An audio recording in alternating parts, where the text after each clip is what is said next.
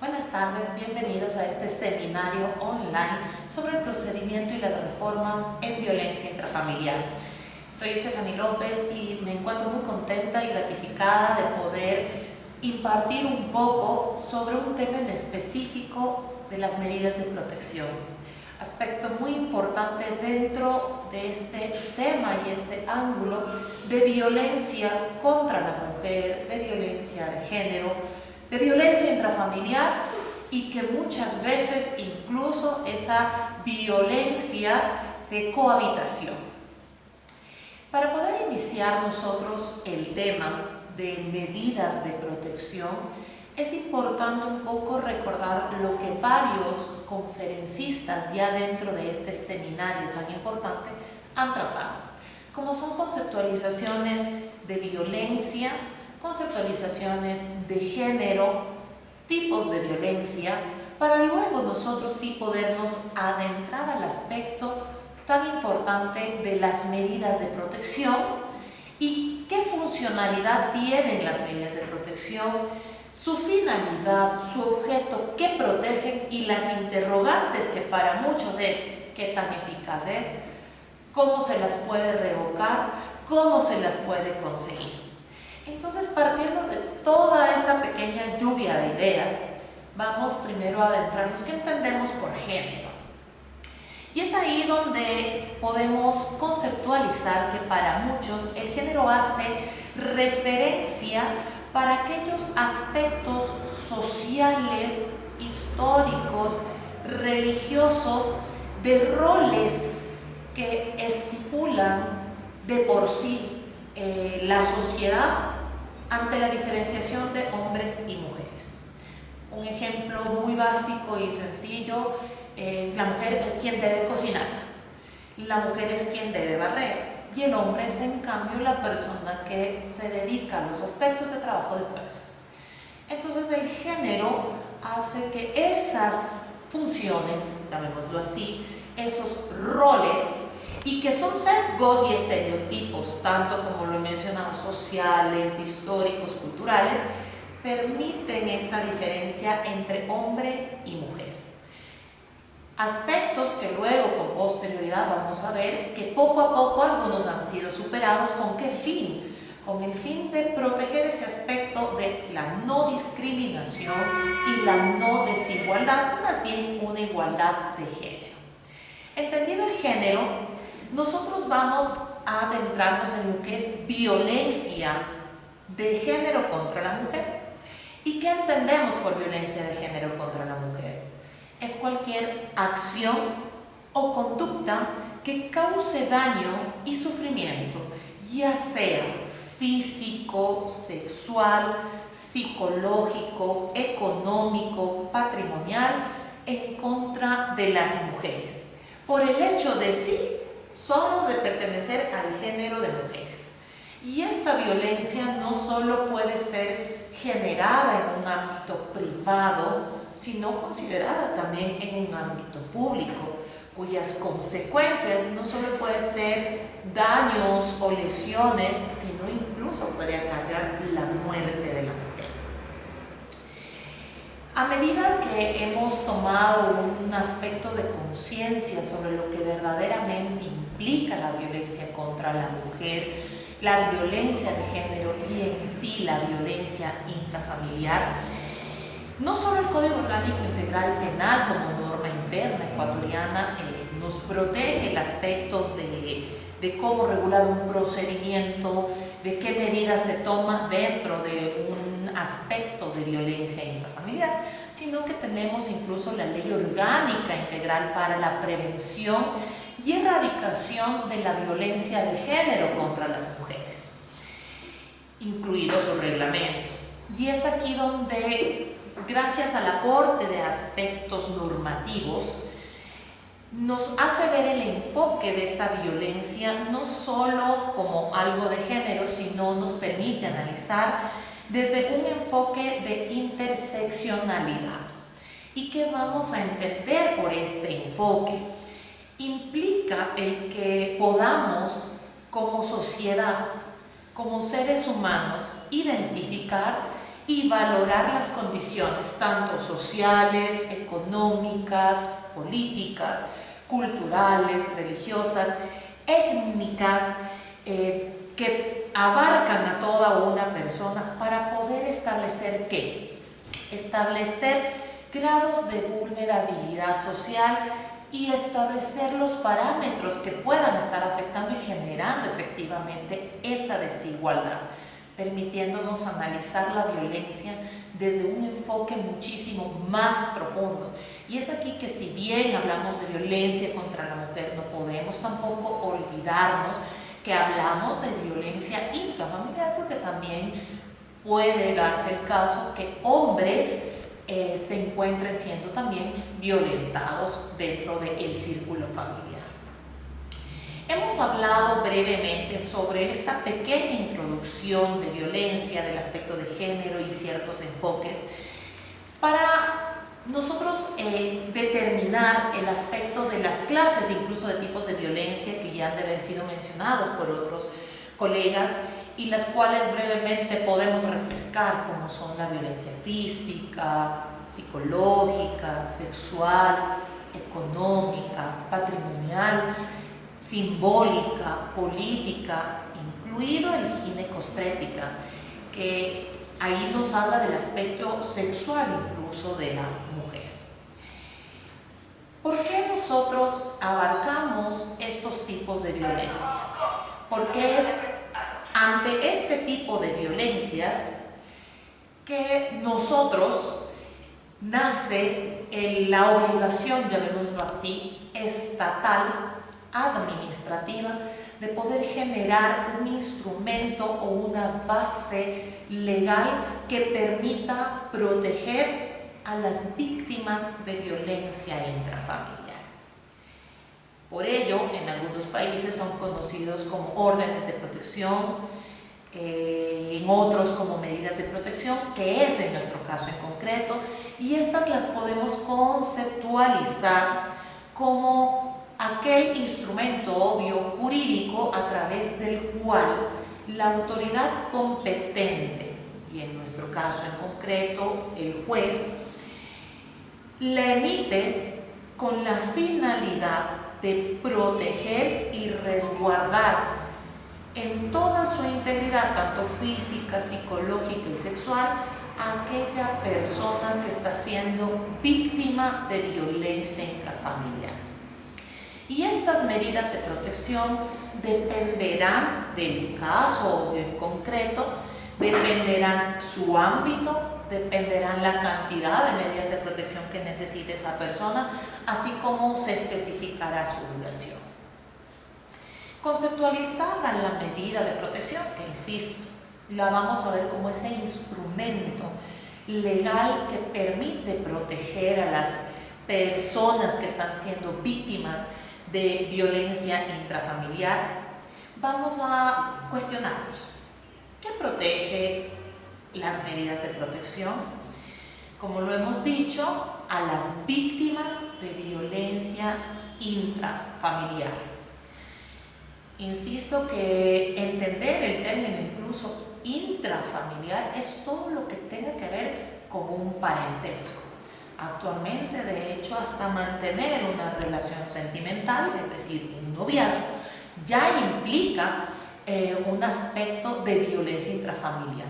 Es decir, si una persona está siendo maltratada por su novio, maltratada por su amigo incluso, pues puede denunciar aspectos de violencia intrafamiliar.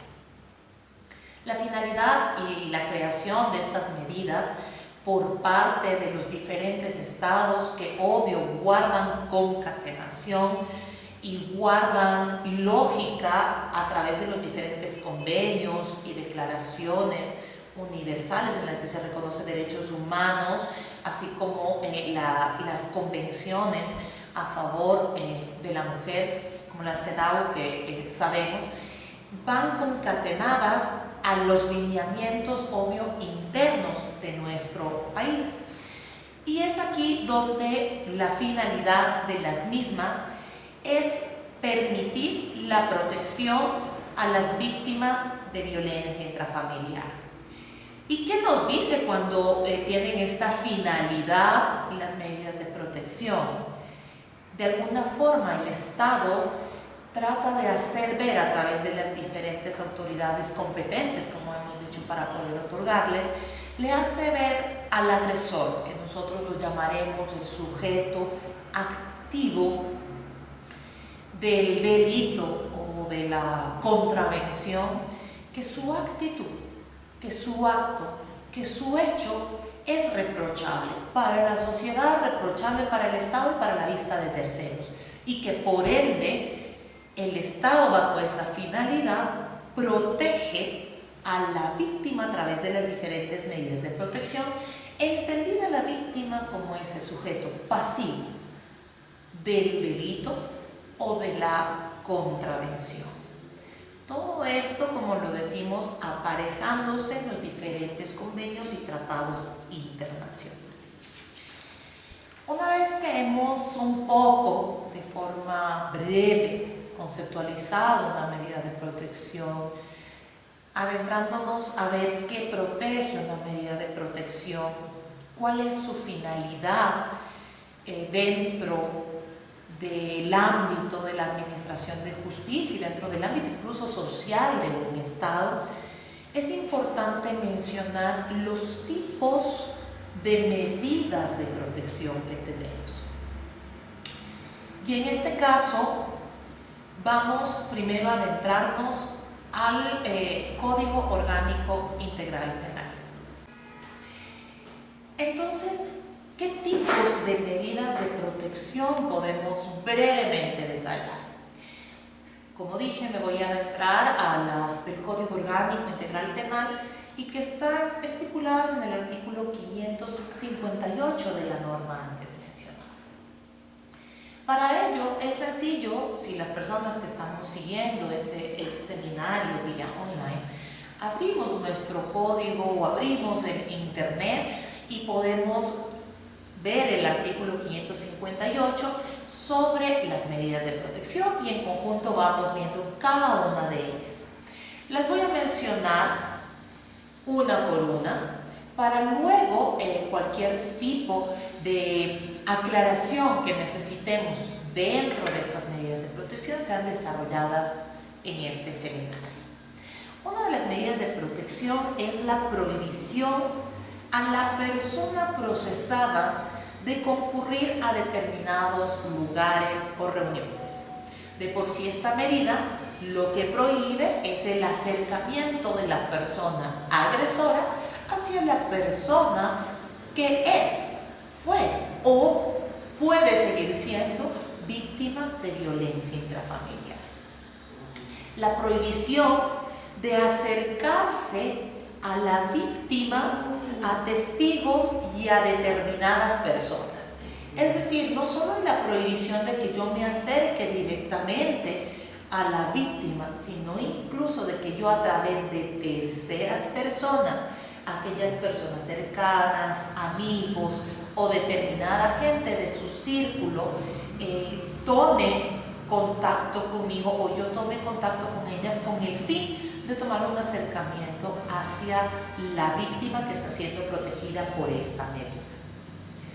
También tenemos la prohibición de la persona procesada de realizar actos de persecución o intimidación hacia la víctima, y miren lo que también la norma protege, se extiende hacia miembros del núcleo familiar, por sí mismo, es decir, directamente o a través de terceros. Ejemplificando esta medida de protección, el agresor tiene prohibido generar algún tipo de persecución o amenaza a través de terceras personas en contra de la víctima. La muy famosa medida de protección de la extensión de una boleta de auxilio.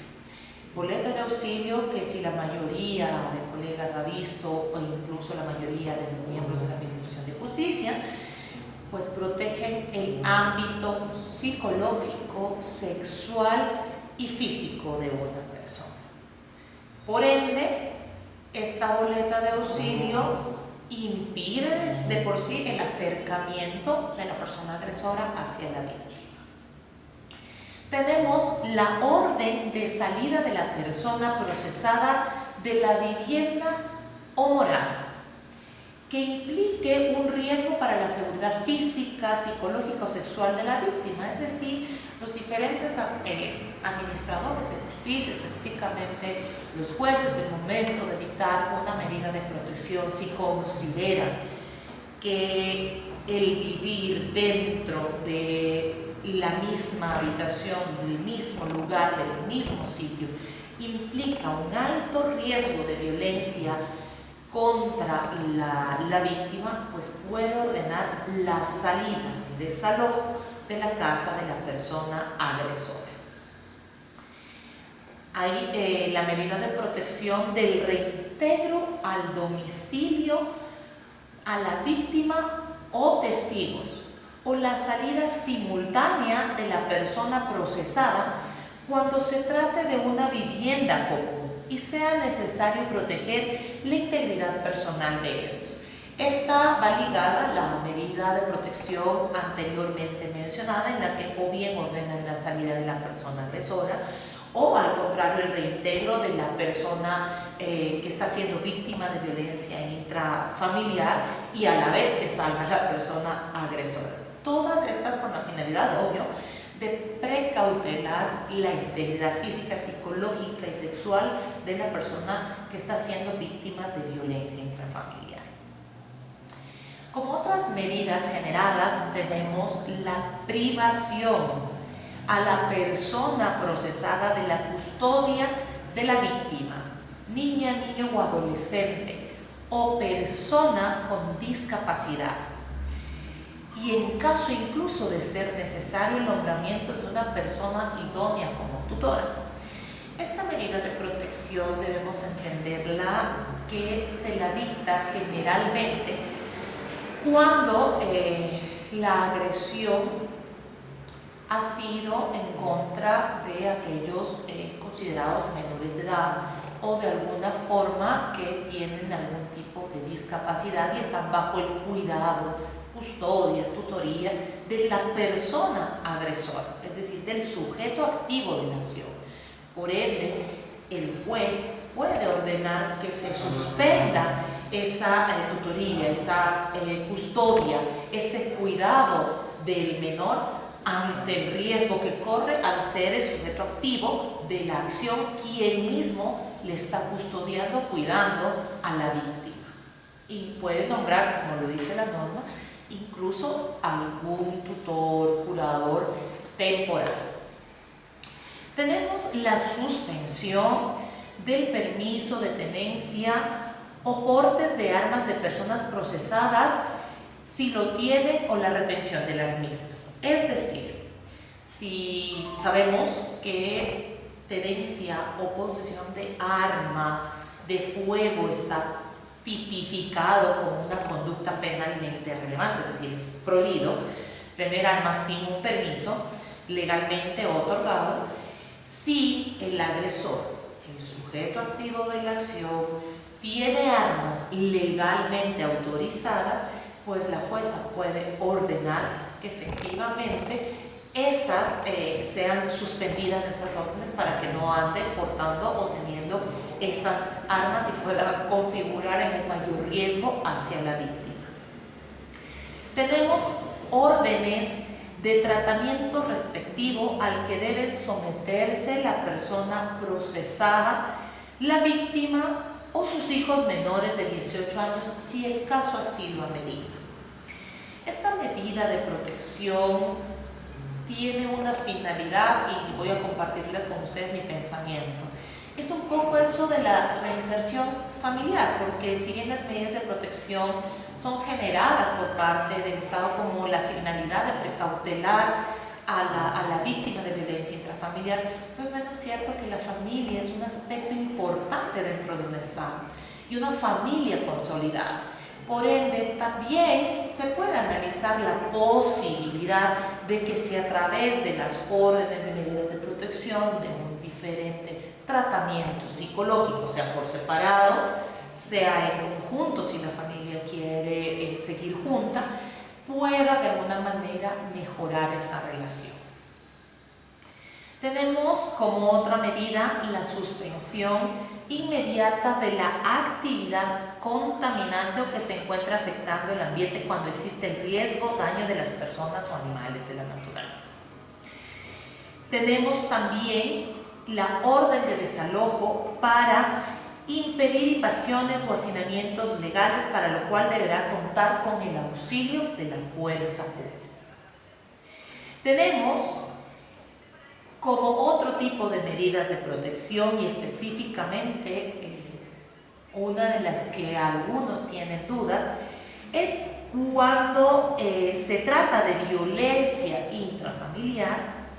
Se puede fijar, escuchemos bien, se puede fijar simultáneamente una pensión que permita la subsistencia de las personas perjudicadas por la agresión, salvo que ya tenga una pensión. En este sentido, la medida de protección 558, número 12, nos dice a las diferentes personas que el juzgador, al ver que necesita alimento, una subsistencia, la víctima puede ordenar un aspecto de pago económico sin que esto merme el derecho que tienen las personas de exigir por la vía correspondiente el derecho de alimentos. Pero es otra de las medidas de protección que nos determina exclusivamente el Código Orgánico Integral Penal. Entre las reformas que se dieron y que se añadieron una vez que salió ya la Ley Orgánica Integral para prevenir y erradicar la violencia intrafamiliar, se añaden otro tipo también de medidas de protección que las vamos a mencionar brevemente. Entre ellas nos habla el aspecto de que tenga que existir un acompañamiento de los miembros de la Policía Nacional a fin de que la víctima tome sus pertenencias.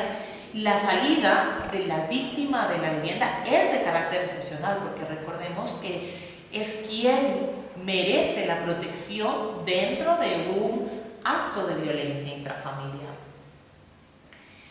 También se puede ordenar a la persona agresora la devolución inmediata de las diferentes pertenencias, documentos que sean de la víctima. Es decir, si el agresor tiene un celular que le pertenece a la víctima, pues puede ordenar la devolución de este bien. Tenemos las víctimas de violencia de género pueden solicitar antes, durante y después de un proceso penal el aspecto de poder ingresar a un sistema nacional de protección de víctimas y testigos. Todo esto con la finalidad de una protección en su calidad de víctimas. Ahora bien, de forma breve, como lo he mencionado, estas son las medidas de protección determinadas en el Código Orgánico Integral Penal. Si tenemos tiempo, pues también nos adentraremos a aquellas medidas administrativas de protección que prevé, en cambio, la Ley Orgánica para prevenir y erradicar la violencia contra la mujer y el núcleo familiar. Pero antes de adentrarnos al aspecto de estas medidas administrativas, es importante mencionar que de las medidas de protección que ya hemos detallado, para muchos dirán, perfecto, existen las medidas de protección, pero ¿cuándo se las concede? ¿Quién las concede? ¿Cuánto tiempo duran estas medidas de protección? ¿Tienen caducidad? ¿Prescriben en algún momento? Pues esas dudas que nos han hecho llegar vamos a ir solventando poco a poco en el desarrollo de esta exposición. La primera interrogante: ¿cuándo se concede una medida de protección? Y la medida de protección, si nosotros partimos de la premisa de que es para proteger a una víctima de violencia, de cualquier tipo de violencia que ya hemos mencionado, es a través, ya sea de una denuncia, de una noticia criminis, de un hecho, y a través del cual la autoridad competente tiene que conceder. Pero para eso vamos a hacer esta diferenciación. ¿Cuándo se la concede dentro de un delito y cuándo se la concede en una contravención? Porque cuando nosotros hablamos de infracciones penales, de conductas que para la administración de justicia son penalmente relevantes, entonces dividimos, ¿no? Unos son delitos de violencia contra la mujer y violencia intrafamiliar, y otras son las contravenciones. Ese tema yo no me voy a adentrar porque recién el anterior expositor nos facilitó cada uno de los catálogos de delitos contra la mujer y la familia, así como las contravenciones, el procedimiento, las nuevas reformas que han existido, así como las nuevas salidas que se pueden dar al proceso. Pero una forma para conceder las medidas de protección es, obvio, activar la administración de justicia. ¿Cómo activamos una administración de justicia? Nosotros tenemos el delito flagrante y aquellos que no son considerados flagrantes. En pocas palabras, un delito flagrante, el que me encuentran con las manos en la masa o en ese momento que fue cometido. Y si en ese momento fue cometido, sabemos que es trasladado ante la autoridad competente. Si se trata de un delito de violencia intrafamiliar, pueden presentarse las diferentes circunstancias. El primero, que efectivamente se califique como flagrante el delito, se instruya a esa persona por el delito de violencia intrafamiliar que haya generado en flagrancia, y es ahí, una vez en esa audiencia, con estas dos fases, tanto la calificación de flagrancia, superada la misma, iniciada instrucción, que el juez, ya sea de oficio o a petición de parte, que concederá las diferentes medidas de protección que considere necesario en el caso en concreto. Es decir, en ese momento incluso notifica a la persona sobre las medidas de protección que se darán a favor de la víctima. ¿Qué pasa cuando este delito no es calificado flagrante y no se inicia un proceso? Tampoco el Estado deja desamparada a la víctima de violencia. De por sí, ya sea, insisto, de oficio o a petición de parte, el juez puede ordenar medidas de protección a favor de la víctima. Si el hecho no se constituyó en cambio en flagrancia, ¿cómo acude la persona que está siendo víctima de violencia intrafamiliar? Pues debe presentar una denuncia que puede ser de forma, insisto, verbal o escrita. Como estamos hablando aquí de delitos, la denuncia va a tener que ser ante la Fiscalía que maneja la fase investigativa dentro de un proceso penal y tiene toda esa titularidad de acción. Entonces la víctima acude ante esa entidad, presenta la denuncia correspondiente. ¿Y cuál es la obligación de Fiscalía? Solicitar al juzgador especializado en violencia intrafamiliar las medidas de protección pertinentes para el caso en concreto y de esa forma no desamparar a la víctima. Es decir, de por sí, así sea una investigación previa, desde esa etapa la víctima tiene que ser protegida, independientemente de que a través de las diferentes diligencias se inicie o no se inicie un proceso penal a través de la instrucción correspondiente. ¿Qué pasa cuando no hablamos de infracciones de violencia intrafamiliar catalogadas o consideradas delitos?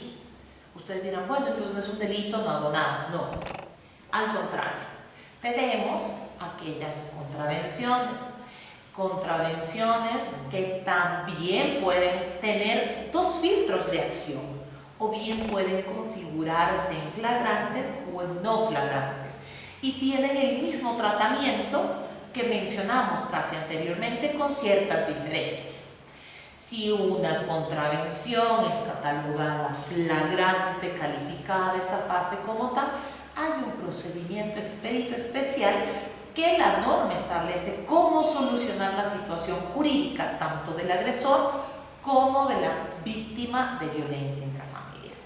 El procedimiento no me corresponde exponerlo dentro del temario de medidas de protección, pero vamos a decir que es ese juicio, una audiencia de juicio, la audiencia de procedimiento expedito, en la cual el juzgador, a través de la prueba que se presente en esa audiencia, decidirá la situación jurídica de la persona contraventora o agresora. Y aquí el rol de la víctima, como tanto en los delitos, pero aún más en las contravenciones peor flagrantes, juega un rol importante, el cual será un tema subsiguiente al expositor que vendrá con posterioridad a mi persona. El rol que juega la víctima dentro de un proceso de violencia intrafamiliar. ¿Pero por qué estoy hablando del rol que juega? Porque en este procedimiento expedito puede darse la circunstancia de que la persona sea condenada o que sea ratificada la inocencia. En la práctica, cualquiera que sea el resultado de este procedimiento contravencional expedito, el juez se ve en la obligación ante esa noticia criminis de dictar las diferentes medidas de protección. Es decir, así haya sido ratificado inocencia el agresor por las diferentes circunstancias que se hayan presentado en el caso en concreto, muy probablemente, por no decir con certeza, el juez dictará medidas de protección a favor de la víctima. No se diga si es condenado, pues con mayor razón las dictará. Eso en cuanto a las contravenciones flagrantes. Ustedes dicen, ¿y qué pasa si no es una contravención flagrante? No la denunciaron entre las 24 horas, no lo aprendieron, no lo cogieron con las manos en la masa. Pues en ese momento la víctima puede también denunciar de forma verbal o escrita, pero ¿ante quién? Ante los jueces contravencionales especializados, porque es lo que la ley prevé, tener jueces, fiscales, defensores especializados en el tema.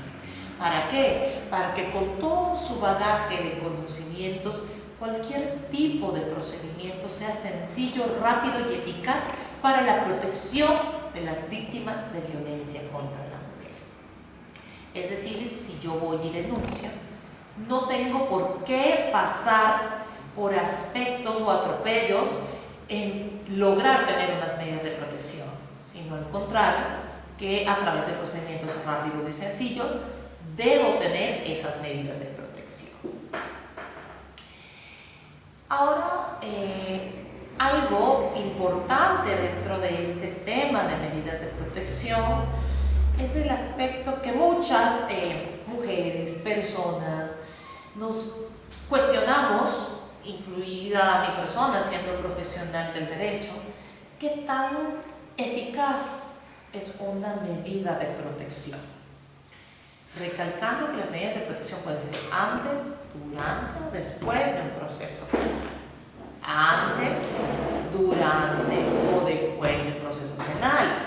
Y recalcando que las mismas no prescriben, las mismas no caducan, y que si queremos hacer algún tipo de revisión revocatoria de las mismas, será a través de un procedimiento diferente y ya vamos a toparlo, pero lo mencionaremos después, cómo revocar estas medidas de protección.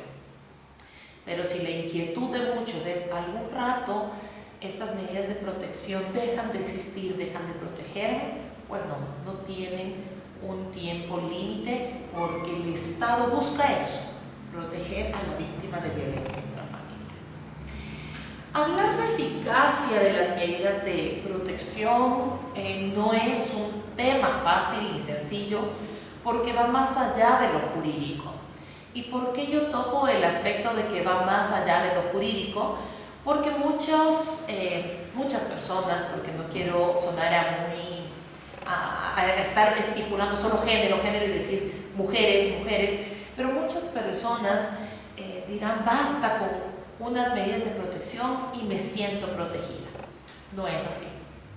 Creo que las personas y los seres humanos somos los llamados a exigir y a proteger nuestros derechos. ¿Qué quiero decir con eso? Las medidas de protección es un documento obvio judicial, es una orden de juez, pero es un papel. ¿Cuándo se tornan eficaces? Jurídicamente son eficaces cuando existe la llamada notificación. Notificación que tiene que hacerse en persona, notificación que tiene que explicársela a la persona en contra de quien se dicta, que en este caso sería el agresor.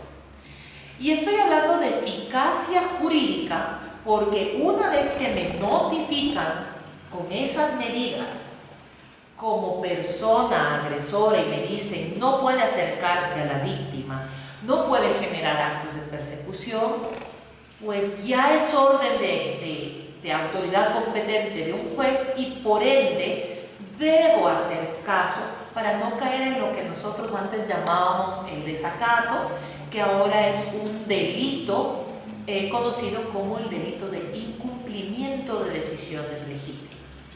Si yo como agresor, estando notificado con estas medidas, recaigo nuevamente en una conducta reprochable y penalmente relevante en contra de la víctima, a más de la conducta que tenga, pues me pueden seguir el delito de incumplimiento de decisiones legítimas. Y ahí es donde se torna la eficacia obvio jurídica, con la notificación, porque esa persona sabrá que no puede acercarse a mi persona y yo también como víctima sé que no puede acercarse. La pregunta más allá de lo jurídico es la pregunta social que podemos hacernos. ¿Qué pasa cuando independientemente a la notificación, al conocimiento o no de la persona agresora sobre unas medidas de protección, yo como víctima, como sujeto pasivo a quien protege el Estado a través de las medidas de protección, permito el acercamiento de la persona agresora, no cumplo tampoco las medidas de protección? Entonces sí nos llama un poco de que esa eficacia de las medidas también radica en el aspecto propio de la víctima. Evitar cualquier tipo de acercamiento, evitar cualquier tipo de riesgo que pueda exponer mi vida, ya sea en todos los ámbitos, físico, psicológico, sexual, o de mis hijos o de miembros familiares. ¿Y por qué? Porque es un tema también a discutir dentro de la violencia intrafamiliar y sobre específicamente las medidas de protección, el hecho del uso que se les da a las mismas. El que a sabiendas que no puede acercarse el agresor, pues yo sí permito ese acercamiento. Es un tema social que en algún momento podremos filosofar o pensar, a ver quién mismo tiene la, ya vemos, pequeña responsabilidad o gran responsabilidad de que pese a que el Estado me proteja a través de las diferentes medidas de protección, yo no permita que esa eficacia se dé, que ese aspecto jurídico o instrumento verdaderamente me pueda proteger. Finalmente, vamos a tratar sobre los aspectos de las revocatorias de las medidas de protección. A ver, para hablar de la revocatoria de las medidas de protección, vamos nosotros a partir del hecho de que en derecho las cosas se deshacen como se hace. Entonces, por lógica, nosotros decimos estas medidas de protección me las otorgó un juez, quien es la autoridad competente para otorgármelas. Entonces, ¿qué puedo hacer para revocar las mismas? ¿Qué puedo hacer para revisar las mismas? Pues tengo que solicitar la correspondiente revisión revocatoria ante el juez que concedió las medidas de protección. Y esa solución de las revocatorias, de la revisión, de la modificación, se tiene que hacer a través de una audiencia. ¿Quién puede solicitar esa revocatoria? El derecho de las partes, porque hablamos de un principio dispositivo que prevé el derecho y es el impulso que cada una de las partes le quiera dar a la causa. Para eso partimos de que si la víctima considera que las medidas de protección que le han otorgado no son suficientes para precautelar su derecho como víctima, entonces puedo solicitar una audiencia en la que se revise estas medidas de protección y puedan otorgarse ya sea otro tipo de medidas, nuevas medidas, o de alguna forma se confirmen las medidas ya otorgadas. Pero también lo puede solicitar la persona agresora o la persona contra quien se han dictado estas medidas de protección. ¿Y en base a qué puede pedir? Bueno, para ello habíamos dicho que si las medidas de protección tienen esa finalidad de proteger a la víctima de violencia intrafamiliar, de alguna manera, solo de alguna manera, que haya desaparecido, mermado, bajado de alguna forma ese peligro en contra de la víctima, el juez puede revisar las diferentes medidas de protección otorgadas, puede revocarlas, puede considerar que ya no es necesario tenerlas, que la familia a través de las diferentes terapias que han sido impuestas han cumplido y por ende ahora sí llevan una vida más tranquila, pues puede efectivamente revocar esas medidas y modificarlas. Es decir, de esa forma puedo yo revocar las medidas de protección. Y como les digo, ¿no? El hecho de hablar de una revocatoria es que se pueda dejarlas sin efecto, quitarlas y modificarlas. Como les había mencionado, el tema específico son las medidas de protección y creo que de una forma rápida lo hemos mencionado. Como nos queda un poco más de tiempo, sí veo importante que nos adentremos a aquellas medidas en cambio de protección y que yo las llamo de carácter administrativo porque no son otorgadas por un juzgador, sino como su nombre lo dice, por un ámbito administrativo, y entre ellos vamos a hablar, por ejemplo, el teniente político, las juntas parroquiales o aquellas comisarías de policía. Y para ello nos vamos nosotros en cambio a adentrar, si por ahí pueden googlear, la Ley Orgánica Integral para la Prevención y Erradicación de la Violencia de Género contra las Mujeres. Aquí, en esta ley orgánica y en base a su reglamento, nos trae el aspecto de las medidas de protección y nos dan diferentes características y nos abarcan las medidas de protección de carácter que nosotros lo vamos a llamar administrativo. Esta ley define una medida de protección y la pone como una medida de protección inmediata. ¿Y por qué inmediata? Porque, como habíamos dicho, no necesita un proceso tenaz, sino que tiene que ser rápido y sencillo. Las medidas de protección inmediata son el conjunto de acciones de las entidades del sistema, las y los miembros de las juntas cantonales de protección de derechos, las y los tenientes políticos y las y los comisarios nacionales de la policía. Es decir, de forma administrativa, la ley determina quiénes son las autoridades competentes para poder otorgar a las víctimas de violencia intrafamiliar estas medidas de protección administrativas. Estas medidas de protección tienen una característica en especial y nos dice, estas son temporales, son de cumplimiento inmediato, no constituyen un prejuzgamiento, no requieren la práctica de pruebas para su adopción, entran en vigencia desde su otorgamiento, no son una valoración jurídica concreta de la conducta de la persona agresora, tienen ese carácter preventivo y no sancionatorio. Su incumplimiento radica una responsabilidad que puede ser administrativa, civil o penal. El tipo de medidas de protección inmediata son las siguientes.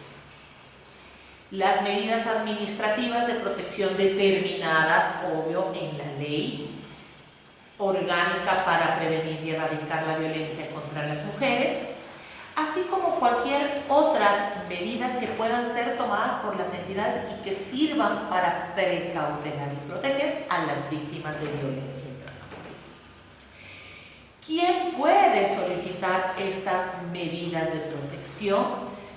Estas medidas de protección inmediatas, pues cualquier persona o grupo de personas que tenga conocimiento de aquellas conductas que implican violencia contra las mujeres. Y esta lo puede hacer de una manera verbal o una manera escrita. Y aquí algunos dirán, ¿y para eso se necesita un abogado? Pues no. La ley no prevé que para ese tipo de denuncias de pedidos se requiera el patrocinio de un abogado, sino que de forma directa las víctimas o aquellas personas que consideren que alguien está siendo víctima puedan solicitarlas. Y la autoridad competente para conceder este tipo de medidas administrativas de protección son los que ya hemos mencionado: juntas cantonales de protección de derechos, los tenientes políticos o los comisarios nacionales de la Policía Nacional. Las medidas administrativas de protección, si bien decimos que no se pueden considerar como un prejuzgamiento, como un ámbito sancionatorio o como un aspecto de responsabilidad ya dentro de un proceso como tal penal, sí es importante tomar en cuenta que estas medidas administrativas de protección son de carácter vinculante. ¿Y por qué hablamos de carácter vinculante? Porque si bien estas medidas de protección son otorgadas por las autoridades que ya hemos mencionado, es obligación de la autoridad competente que concede dichas medidas en un tiempo no mayor de 24 horas, una vez que otorgo esas medidas de protección, cuya finalidad es obvio, cesar, impedir, detener la violencia, en un plazo de 3 días, cuando éstas se haya otorgado, tiene que poner en conocimiento al juez especializado en violencia intrafamiliar. ¿Y por qué? Es aquí donde nosotros llamamos estas medidas que son administrativas, tienen que ser judicializadas, es decir, ordenadas por el juzgador. Y aquí el juzgador analizará si las medidas otorgadas administrativamente son suficientes o hay que menorarlas o al contrario hay que aumentarlas. Y ahí es obligación de la judicatura, en este caso de el juez, a través de sus colaboradores, llegar a la notificación correspondiente de la persona en contra de quien se otorgan estas medidas de protección, para que conozca que las mismas han sido dictadas en su contra. Las reglas para el otorgamiento de las medidas administrativas de protección guardan un aspecto no formal, porque insistimos que todo el proceso en el que se ve inmerso una víctima de violencia intrafamiliar tiene que ser rápido y efectivo. Y tiene que ser de una manera oportuna y específica, individualizando exclusivamente las circunstancias del por qué y cómo protegemos. Por ello, con el solo relato de la víctima o de la persona que solicita estas medidas administrativas de protección, la autoridad competente tiene que otorgarlas. La norma protege que en este aspecto las medidas de protección inmediatas pueden ser consideradas, entre otras, las siguientes: emitir la boleta de auxilio, que muchas veces lo hemos mencionado y que está estipulada en el 558 del Código Orgánico Integral Penal; ordenar la restitución de la víctima a su domicilio, que también va concatenada a la medida de protección del 558 que habríamos mencionado al inicio de esta exposición. A solicitud de la víctima, ordenar la inserción con sus dependientes en los programas de protección, con el fin de resguardar su integridad. Prohibir a la persona agresora esconder, trasladar, cambiarse de residencia, tomar a sus hijos, a sus hijas, sin perjuicio de que eso, ¿no?, del aspecto de llevarse a los hijos pueda acarrear en cambio a ámbitos de procesamientos diferentes, ¿no? Prohibir que el agresor de por sí o por terceros intimide a la víctima; ordenar al agresor la salida del domicilio; prohibir a la persona agresora el ocultamiento de la retención de bienes o documentos; disponer, cuando sea necesario, la flexibilidad o reducción del horario de trabajo de las mujeres, miren, de víctimas de violencia, sin que se vean afectados los derechos laborales o salariales; e incluso ordenar la suspensión temporal de actividades que desarrolle el presunto agresor. Estas son medidas de protección inmediata que, como ustedes pueden ver, pues exclusivamente van de alguna manera concatenadas a las medidas de protección establecidas en el Código Orgánico Integral Penal. Y como les digo, ¿quiénes la pueden ordenar estas medidas de protección de carácter inmediato y de carácter preventivo o administrativo? Juntas parroquiales, tenientes políticos, comisarías policiales. Todo con la finalidad de poder prevenir la violencia intrafamiliar. Ahora, sobre estas medidas también de protección de carácter administrativo, muchos me dirán, bueno, ¿y será que también pueden ser revocadas, pueden ser modificadas? Pues sí, la respuesta es sí, porque efectivamente, así como en derecho se hizo, en derecho se concedió, pues también pueden ser verificadas, revisadas su pertinencia. Y es aquí donde los jueces exclusivos que conocen estas medidas administrativas antes de judicializarlas a través de una audiencia que convocan a las partes, pueden hacer lo siguiente: pueden ratificarlas, es decir, en su totalidad, aquellas que han sido ordenadas administrativamente y las judicializan; pueden revocarlas, es decir, considerar que algunas no son pertinentes al caso en concreto, o pueden modificarlas, es decir, otorgar otras diferentes a las que haya estipulado las medidas de protección del ámbito administrativo. Con todo ello, hemos tratado de una forma breve y de una forma un poco didáctica sobre las medidas de protección. Finalmente, este seminario, en cuanto a un procedimiento que ya fue tomado ante las reformas que se han dado dentro de la violencia contra la mujer, la familia y de género en general, pues lo que busca es un poco compartir los conocimientos, la práctica jurídica que tenemos y la realidad no solo social, sino, insistimos, jurídica que se vive en el día a día en la administración de justicia. El tema de las medidas de protección considero que puede ser muy sencillo para algunas personas en el ámbito de mencionar que, como su nombre lo dice, protege. Son medidas que protegen, herramientas que protegen. ¿A quién? A una víctima. ¿En contra de quién? De un agresor. ¿Qué se quiere evitar? Es que se repitan esas conductas. Cuando se tornan verdaderamente ineficaces de estas, jurídicamente con una notificación. Cuando son verdaderamente y socialmente eficaces, creo que cada uno tendremos la respuesta si formamos parte, ya sea de un sujeto activo o pasivo, o el momento que estemos defendiendo las causas jurídicas, cuando verdaderamente es eficaz.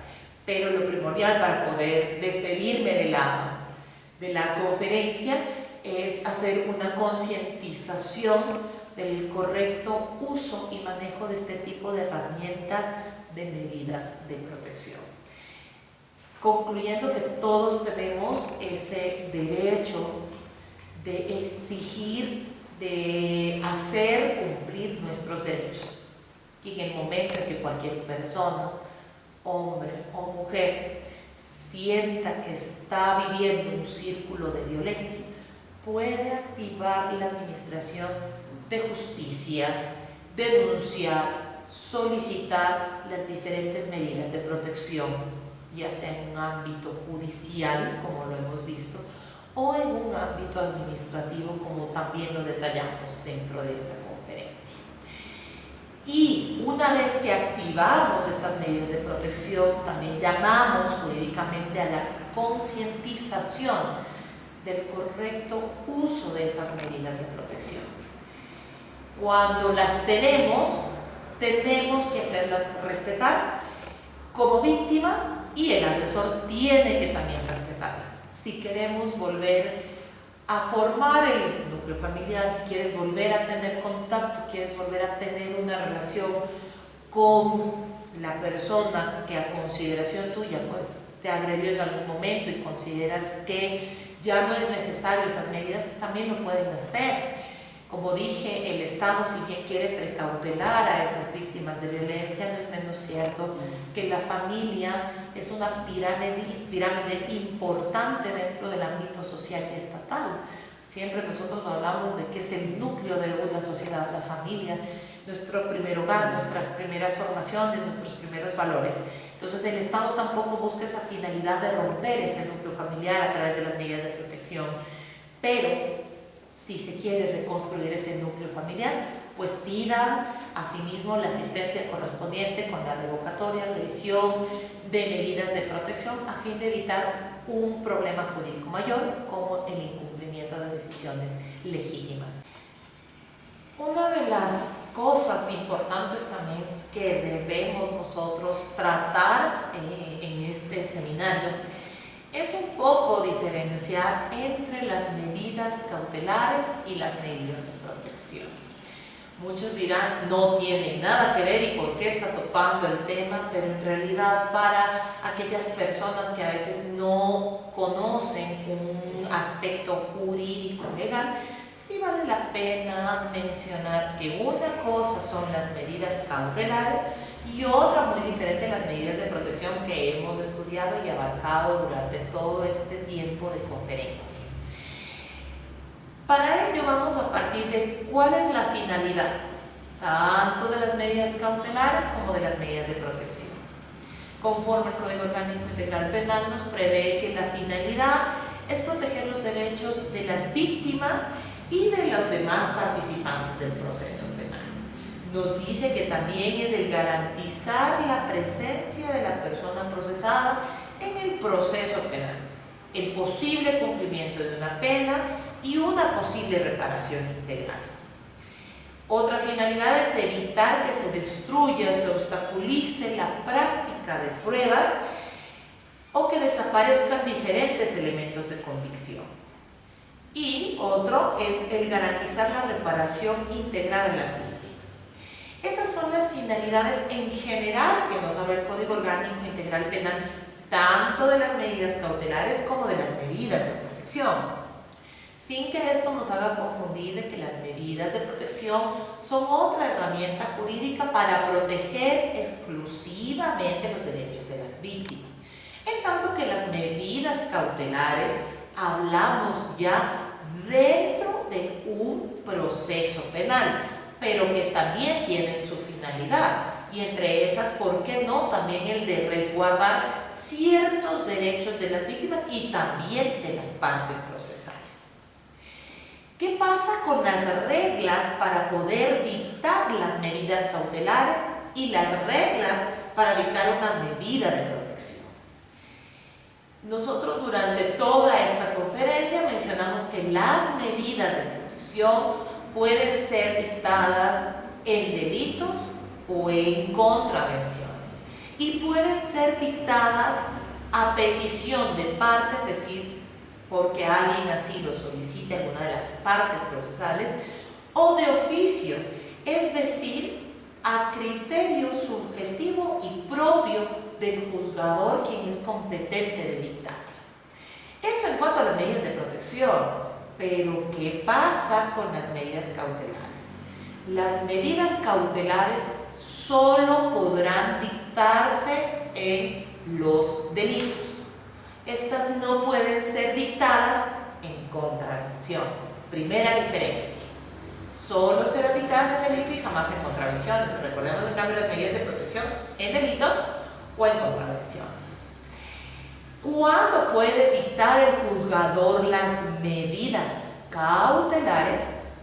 El Código Orgánico Integral Penal prevé que estas serán ordenadas por el juzgador a solicitud motivada del fiscal. Es decir, que el juez podrá dictar únicamente y exclusivamente las medidas cautelares que el fiscal, como titular de la acción dentro de un delito, lo solicite. No puede de oficio dictar otras medidas cautelares. En cambio, las medidas de protección, ya sea en un delito, como lo hemos dicho, y que pueden en cambio ser dictadas también en la contravención, puede dictar de oficio las que el juez considere pertinentes. Ahora bien, ¿cuáles son estas medidas cautelares? Porque la norma también lo establece. Ya nosotros detallamos el 558 y el 558.1 con las reformas que se dieron, cuáles son el bagaje que tiene de medidas de protección para poder ordenar el juzgador. Pero cuáles son las medidas cautelares que el juez, a solicitud, y la palabra que no nos vamos a olvidar, motivada dentro de un proceso penal, puede ordenar, son las siguientes. Estas las encontramos estipuladas en el 522 del Código Orgánico Integral Penal. Entre ellas, la primera, la prohibición de ausentarse del país de la persona, obvio, que está siendo procesada. La obligación de presentarse de manera periódica ante la autoridad que el juzgador así lo considere pertinente. Tenemos el arresto domiciliario.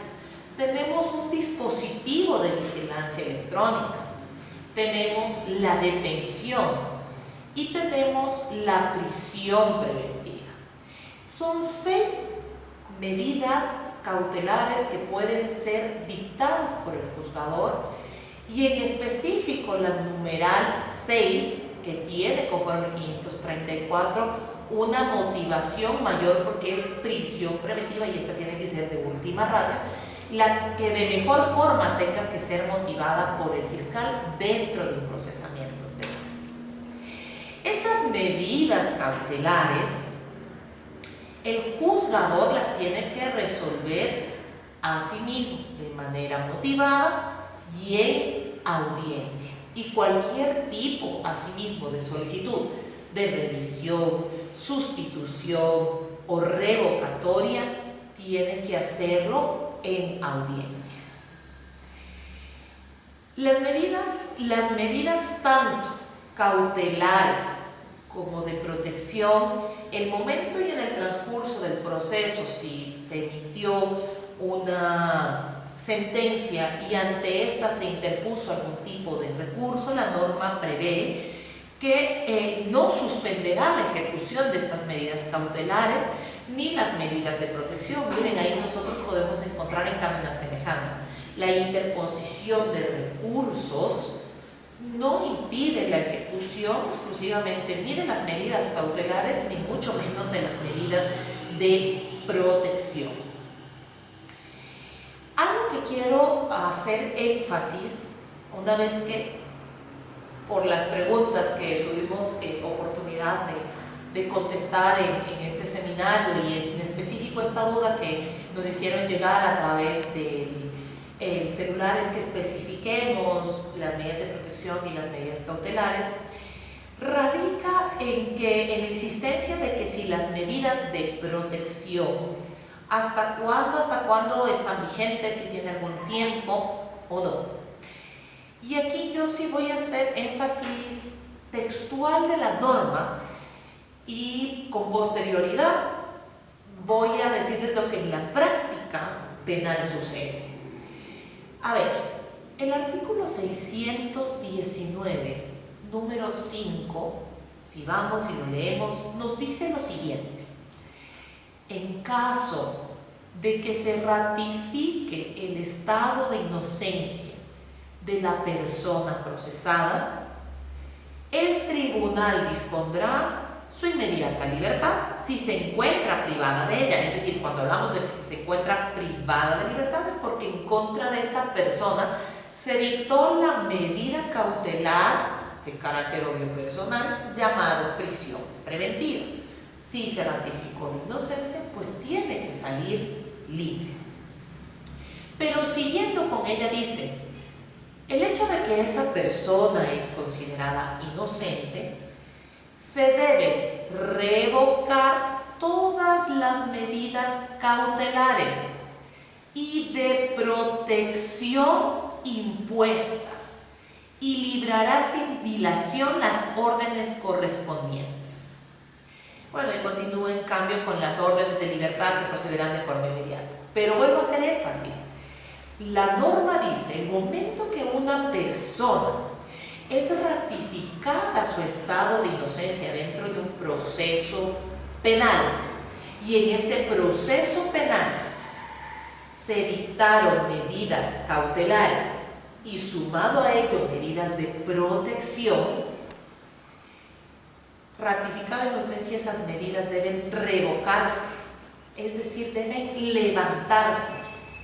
Por ende, normativamente nos dirían que si ejemplificamos, existe un delito de violencia intrafamiliar y esta persona dentro del procesamiento penal, el momento que se evacuó prueba, resulta que es declarada inocente, ratificada su estado de inocencia, el juez levanta la medida cautelar que haya optado en el caso en concreto, sea prisión preventiva, sea presentaciones, sea previsión de salida del país, y también debería revocar las medidas de protección, es decir, dejarlas sin efecto, porque esa sería la duración de las medidas de protección, antes, durante el proceso. Pero si ya después de esa persona fue declarada inocente, no tendría funcionalidad las medidas de protección.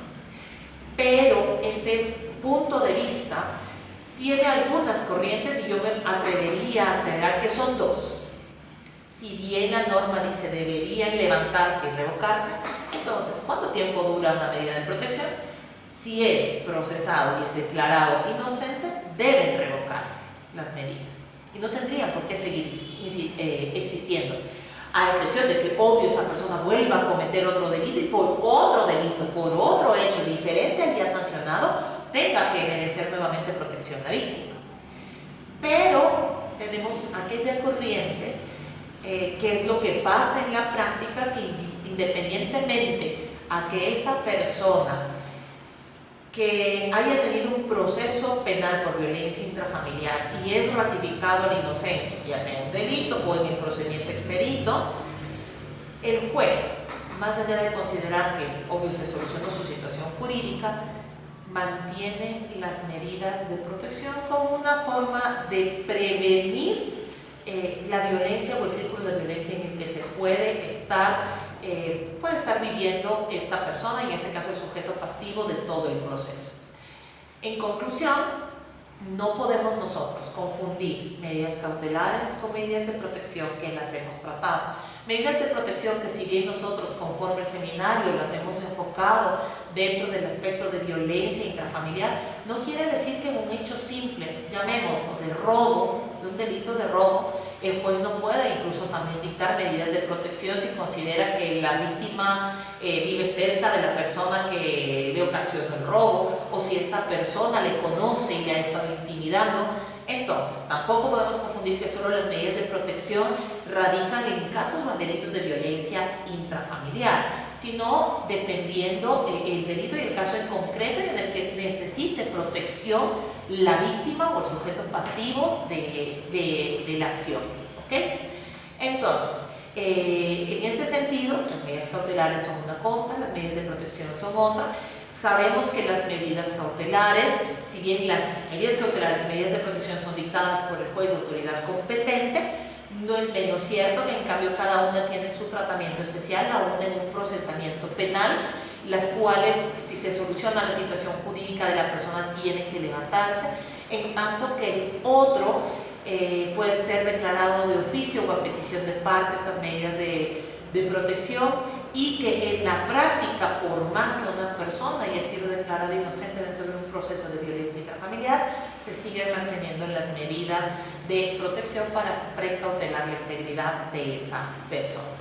Aclarado este tema, considero que hemos abarcado todo lo que podríamos nosotros tratar sobre las medidas de protección, agradeciendo nuevamente a todas las personas que han podido conectarse a esta